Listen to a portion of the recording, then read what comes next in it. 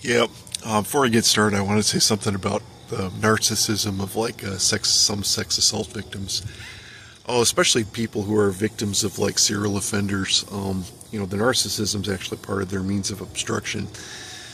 But it comes down to, it's the victim card and all that kind of stuff. And that's where the narcissism really comes into play. It gets pretty ugly from there, but you got people thinking that they're the only people who've ever been,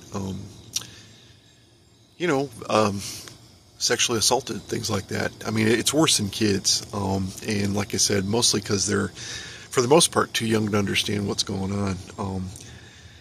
And like I said, I'm talking from experience. I think, my first time for me was probably 5 or 6. So, like I said, it's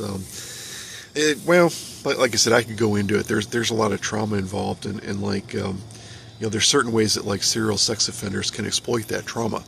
That's why, when you're sometimes subject to like the attentions of a repeat offender, people can end up becoming repeat victims. And it's like a vicious circle that's hard to break, but you have to understand what you're going through, and all the biochemistry and, your physiological responses and stuff like that to, how sexual predators predate on people, and like I said, there I could probably write a book about that, but that's mostly stuff that people don't like to talk about. But here we are back with Fell Burgundy Iris, or Moses Cleveland's Canterbury Tales. I'm going to pick it up with line 251. Now the title, basically, Fell Burgundy Iris, I mean, this was a gift wrap job,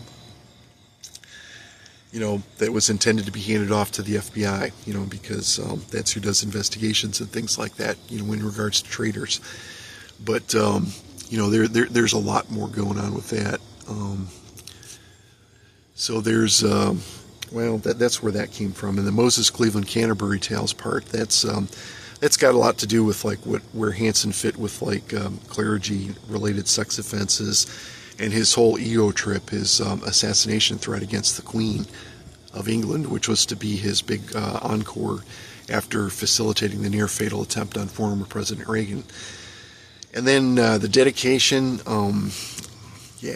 that's this, like I said, that's all about probably one of the most beautiful persons I've ever met in my life, who had her career ruined before it even got started because of Hansen's basically skimming data from pre-employment background checks for like certain federal agencies.